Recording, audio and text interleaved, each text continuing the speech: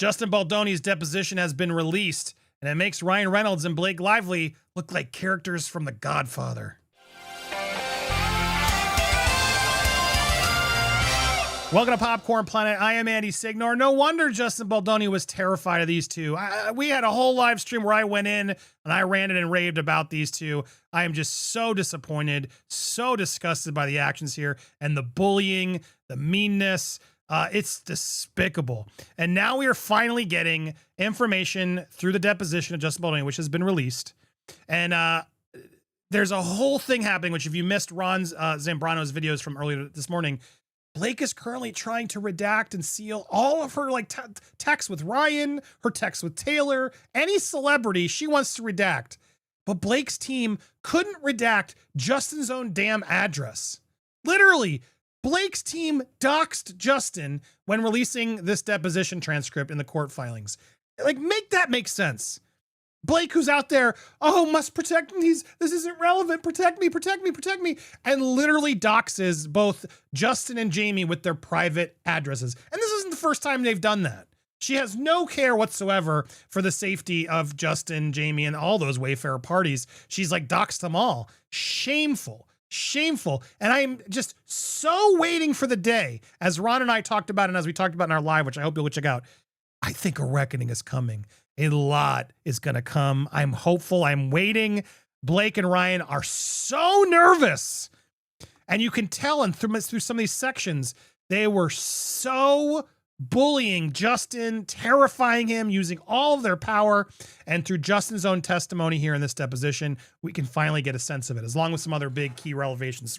So let's go through some of the biggest revelations. Now, guys, this is 343 pages of 4 pages.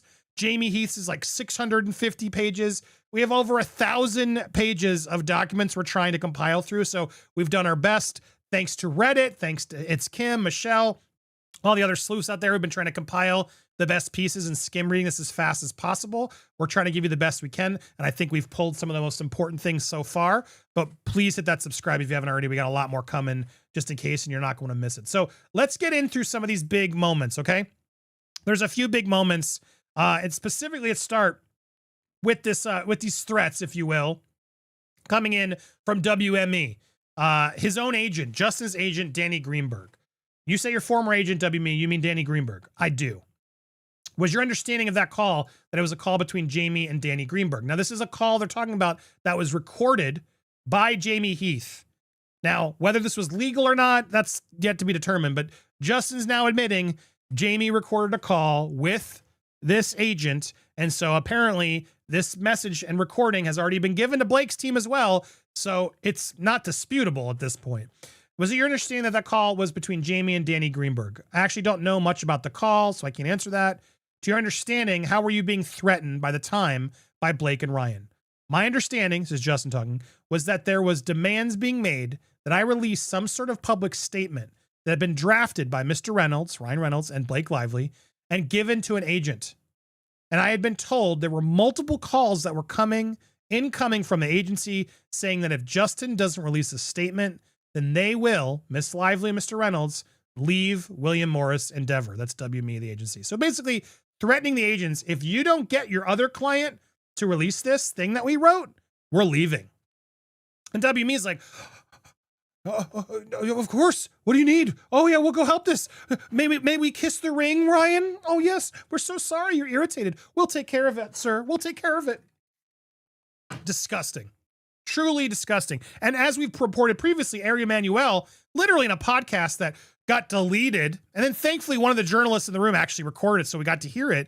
He admitted, I don't know anything about this Justin guy. I'm Team Ryan. So I F Justin. I fired him because Ryan told me to. Like, talk about damages for Justin, but I digress. Let's continue. I was told that they called, the agency called numerous times, and this evidently was a phone call in which a statement was read that was prepared by Mr. Reynolds and Miss Lively. And the only thing I remember about it was that I was inferred that if this wasn't done, the gloves would come off. Now the threats continue. Okay. Threats continue. We're going to get there in a second. We're going to go through the scared tactics and everything else, but I want to go through some of these things in order. Later in there, they talk about Colleen Hoover. Okay. and the relationship between Stephanie Jones, introducing her to Colleen Hoover. Justin speaks positively about Stephanie Jones, who was his publicist and now is suing him. But she also really unleashes on her, saying that she was trauma dumping on him when that Business Insider article came, and he was just trying to support her. But he's like, this was weird that my publicist, who's trying to help me with my publicity, is now calling me, asking me to make statements to help her publicity. It was a complete conflict of interest. It's so weird. And he even says it felt like something that should have happened in therapy, not with other clients. But he helped her. He tried to help her, and he was trying to speak positively other than that. But then Colleen Hoover comes in, and he's basically trying to tell Colleen Hoover that she needs a publicist. Why? I didn't bring it up, but I recall learning that Colleen had done like nail polish or something for the book. It was a coloring book. And I couldn't believe it. So even Justin's like, what? This is a book he's optioned, and Colleen Hoover's selling a coloring book for DV. So clearly this has been an issue that already happened, the tone deafness. Ultimately, it was terrible for the project. We were developing this movie, and I remember asking Colleen if she had anybody that she was, helping make her decisions. And she said no. And I said, I think you need a publicist. So I introduced her to Stephanie Jones, and then they say, because you thought Stephanie would help her with her experiences. I believe Stephanie could help her in general. I think in that situation that Colleen didn't have any support or anyone telling her, like, maybe that's not a good idea. I thought Stephanie could help. And you trusted Stephanie at that time, yes? Do you recall introducing her to Colleen and saying, this is my friend, Stephanie? Yeah, I'm sure I considered her a friend. Do you recall telling Colleen that Stephanie was a master publicist? I don't, but I could see myself saying that. Would you have been accurate in terms of your view at the time? Do you think she was a master publicist? Yeah. Do you recall a time when you learned that Business Insider was planning to publish a negative story about Stephanie Jones? Yes. I learned it from her. Stephanie Jones. She told me, I don't remember the exact words, but she was very upset, and she was FaceTimed me crying. She said that they're like trying to ruin her life or something. She was very emotional. I don't remember the exact words. Did you feel for her? I did. It was very complicated because she was my publicist, and I was struggling during that period myself. And I didn't have a lot of emotional bandwidth. And while I considered her a friend, I think it's different levels of friendship. That conversation might have not been best for her to FaceTiming me. I was her client. She was meant to be my publicist. And it was the kind of call that you might have with your therapist.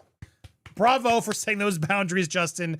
That's absolutely bonkers. Stephanie Jones is bonkers. And I love that he's sort of being nice, but honest and calling her out, because that's a lot of the criticism we hear, that she's just over the top crazy. And yeah, clearly this is only reaffirming that from Justin's own feedback.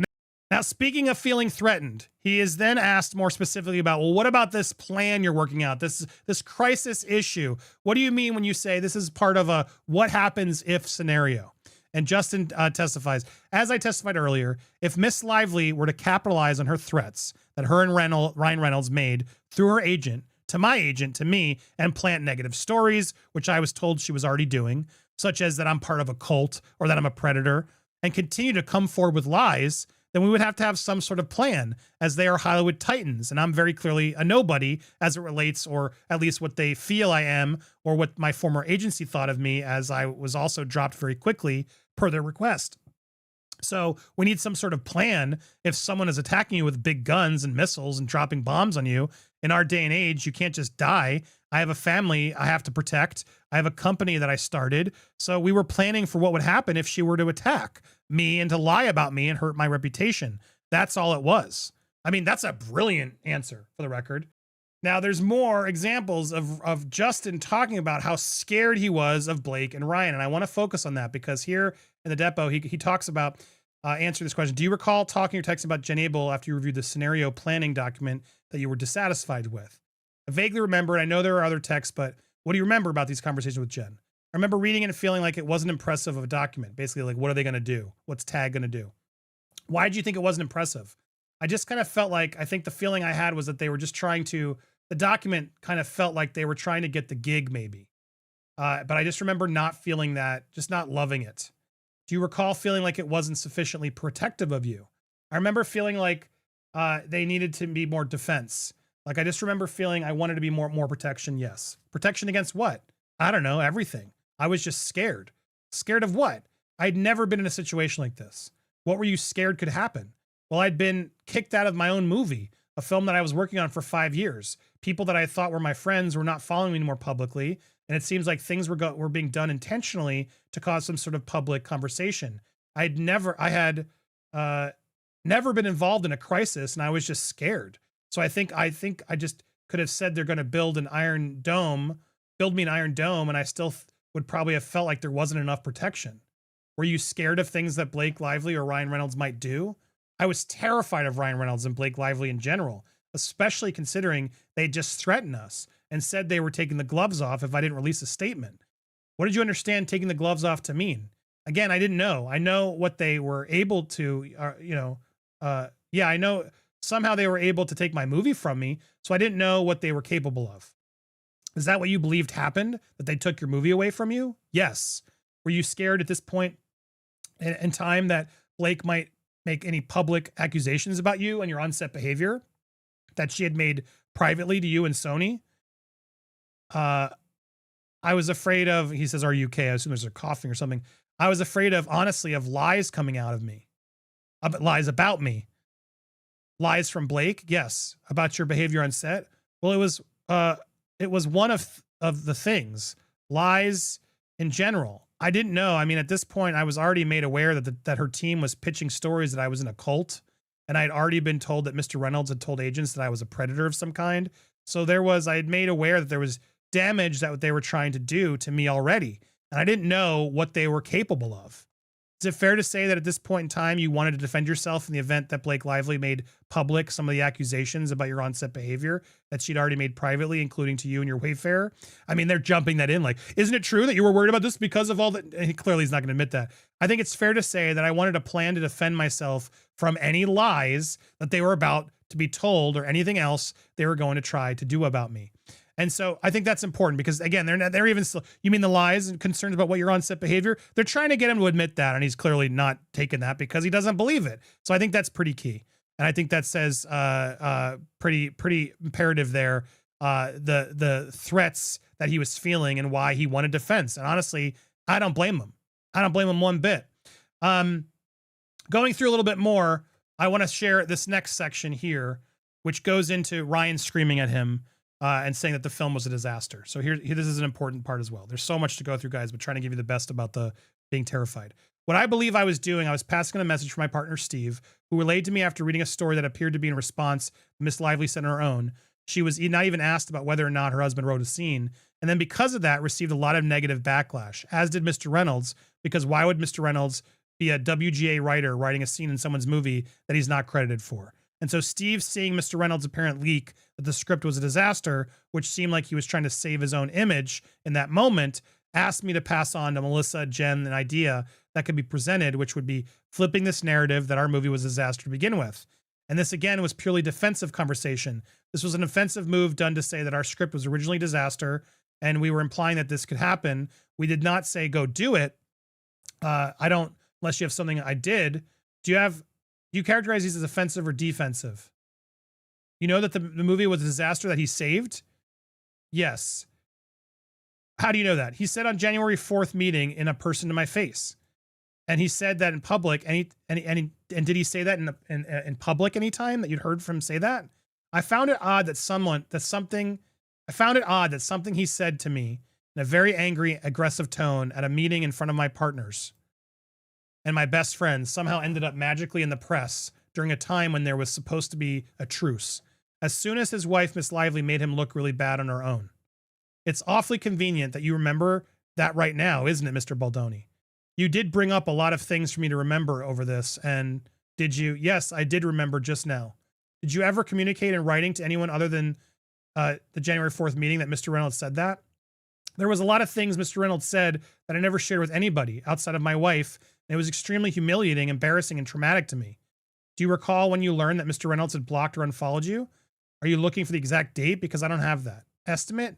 No, I remember the feeling. You remember what month it was in? July or August, I'm assuming? If I told you learned about it in May, would that surprise you? It wouldn't surprise me. That entire time period is a big mess. So again, he's calling out a lot. There's so much to digest here, guys. But yeah, he's sort of pointing out this fact that Ryan was calling the script a disaster. That's why he's saving the face. They were even trying to help him at that point. And Justin's pointing out, yeah, that meeting where he's yelling at me aggressively, this traumatizing experience, conveniently was also, after that, something else come out in the press. It just shows the just shadiness of this couple. There's just so much to unpack still, even after we look all this. And there's even more. We have Jamie Heath's depositions talking about Claire Abe, how she was angry that she had to take a pay cut in her indie movie. Colleen Hoover apparently leaking negative information to the Daily Mail. There is so much more coming out, but I wanted to start with some of these big threats and issues and feelings that Justin was having against Ryan and Blake, because I think that goes to the issue of how intimidated he felt overall. So are you surprised by all this? Are you surprised that these two really do feel like mob bosses? I want to hear your thoughts in the comments. If you're watching live, don't go anywhere. We still got a lot to do, including a premiere that we're going to have over on my new channel, Popcorn Plutocracy. What? I hope you guys will go subscribe. Check it out. I'm going to put it at the end card, or maybe it's going to pop up here. Either way, this channel, that channel, make sure you're subscribing. Hit that bell for all alerts. Smash the like, leave a comment, all that jazz, whether you're watching live or on the replay, and stay tuned because we got so much more coming for you.